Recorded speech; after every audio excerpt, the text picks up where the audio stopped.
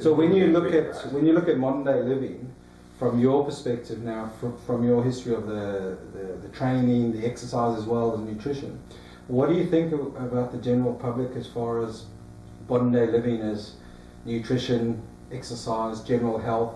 You know, it's the way. Are people taking more responsibility, or people are trying to, but they don't know where to turn, or how do you see it? I find they're trying to take responsibility, and you get the accountability.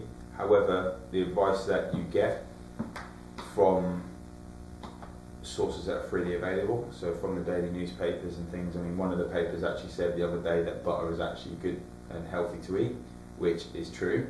But if you'd have asked anyone in fitness, they would have told you that 20 years ago. Not me, because I was probably like. But then you could also see the rebounders. Then people just say, "Well, I can carry on doing everything else, and I can load loads of butter," and then they think. They look at one thing and go, that's the answer. There's no one quick fix. No. There's no one superfood. Superfoods are actually illegal to be marketed in Europe. So you're not going to see them on packets now, this blueberry is a superfood. They're just food. It's food. You have an avocado and it's supposed to be a superfood, but one avocado is not going to make up for all those crisps and sweets and everything else. It's like going to McDonald's and ordering a Diet Coke.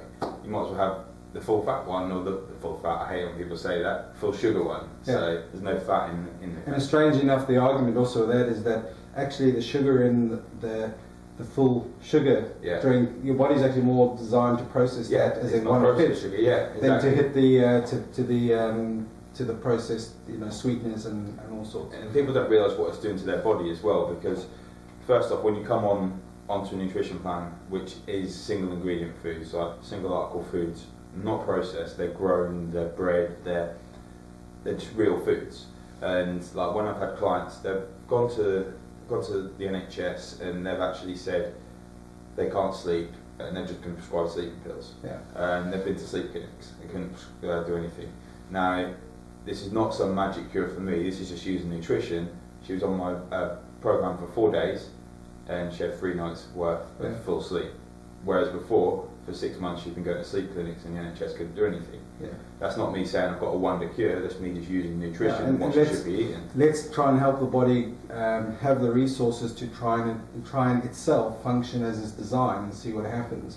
At least use that as a baseline, as opposed to force the body to try and, sleeping tablets generally force the body to sleep, but it doesn't mean that your rhythms are working naturally. People go straight for antibiotics, and even as well with like things like depression. Like there's more serotonin produced in the gut, whereas people have antidepressants and their gut health gets like messed up. They have antibiotics and their good bacteria gets messed up. And serotonin will make you feel good, and people think the biggest producer is in the brain, but it's from the gut and needs to get to the brain. And also through the immune system, a lot of people are slowly coming around to the fact that 80% of your immune system is actually coming from your gut. So people tend to think, oh no, I've got to take vitamin C, and vitamin C is the answer to boosting your immune system. And it's like, well, you look at your nutrition, you look at your healthy bacteria, how do you support the whole immune system? And there's more coming through. I think a lot more people are questioning and looking for answers and things. And I think the next phase of more wellness practitioners is going to be hopefully having better resources that people can turn to. Whereas perhaps traditionally they're realizing that some areas, on traditional resources, the training in nutrition or training on what is it like to be well and perform at your best versus just to have no symptoms, is not being healthy. No. And it's just that you haven't got the extreme signs of ill health. Exactly. A lot of people go to their GP to get the answer. But I don't 100% know how long it's gone on for, but there's someone I know who's training as a GP, and they've told me that they get 2 days of nutrition training in 6 years. And also that person as well who's out there, it's not their fault at all, it's not the GP's fault, but they've told me you cannot treat thyroid illness or any functions like dysfunctions of thyroid with nutrition. Then it has to be like ferroxine and all the different thyroid medications. And certainly also the early signs, or even the early preventative things of not needing to get to that point that you need crisis care is a very strong message for people to have. Same with diabetes and even like, we won't go into the depths of it, but even like with treatments of cancer and the vitamins that can do that. Yeah. So or certainly again support the body and help it function at its best, whatever that level is, whatever is going on with the child, exactly. with the person at the time. So where are you now? Where are you heading professionally? I mean, personally, you're training. Yep. You're going on a different path now with. We were just chatting earlier before we were doing this, and Ollie was saying that he's just run his half marathon distance, the longest distance in his training. But this is only a start of the bigger picture of this triathlons and big things. Been a change. So basically, this week started off changing my girlfriend into a fiance.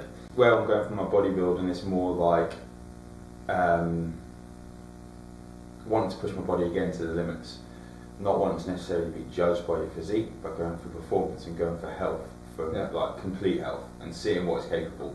So when I was 15, my dad died of a stroke, so I want to make some money and raise some money for the Stroke Association. So I'll be running the London Marathon, then the Edinburgh Marathon, and then ride London, which is a 100-mile ride, and then do the Norfolk or the Norwich half. So you've got a busy year. It's a busy year. My body needs to make sure I'm properly on tip-top condition now.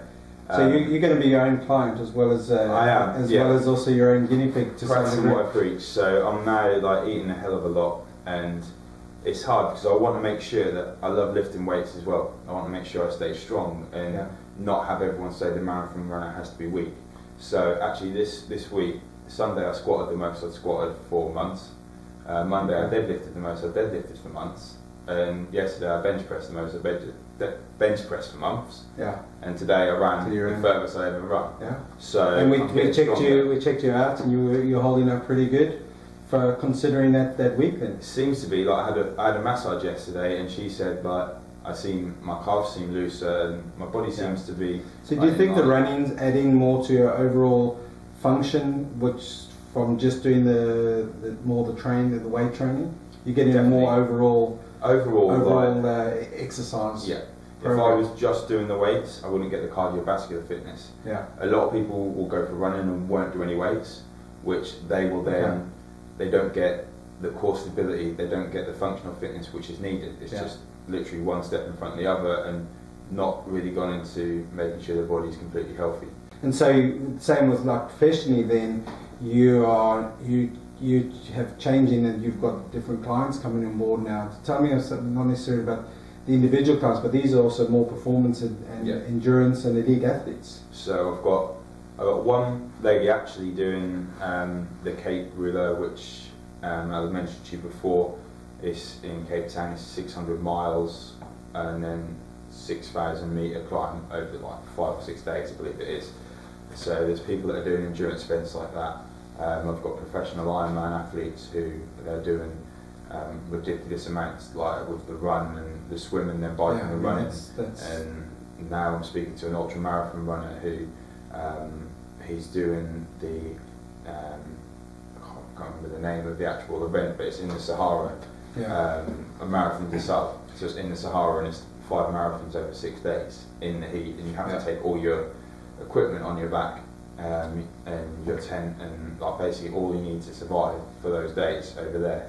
So he's doing that this year, and then I'm going to start working afterwards, because right now, because it's in April, obviously being in February, I'm not comfortable with taking on him for the April event because I don't know his background and his history. So we've given him some slight tips, and then I'll be working with him from May once he's had time to recover. Okay. So there's people from that, but I've also got people wanting to do the race for life. So they've done 5k before and they want to do the 10k one. So people that just want to get healthy. I've got a guy that has actually just signed a contract for Top Man next to Men's Fitness for modelling. So it's the full range. Yeah. So as long as someone wants to progress and get healthy, I'll work with them. If that person doesn't want to do that and keeps making excuses, I can't help someone that isn't prepared to put in the work. So generally, at the end of the day, if you're motivated and you're looking to either from an elite athlete performance, whether you're a weekend warrior looking at nutrition to get better results, better recovery, and better health, or you're the average Joe who's just looking, you know, this nutrition is confusing and I need some answers, I need some direction, then I can't recommend, you know, Ollie highly enough. People can get hold of you on bodycatchers.com. Bodycatchers.com. Twitter is at OJPT, which is OJAYPT. Or if you just want, there's a contact page on the website, but I've got my business card here. And there's also, you can just get in contact Ollie at bodycatchers.com. And what we'll do on this YouTube link below, you'll have all the contact details, and we'll put your email address and link it through to all your links. And you know, we look forward to, for us, working closer with Ollie. But you know, people also looking, if you're looking for, as I said, for different people out there who've got the training, put the time and effort in, have the experience, then I'm certainly look forward to people coming your way and know that they're in good hands. Yeah. Thanks very much for your time. All right, thank you. Thanks.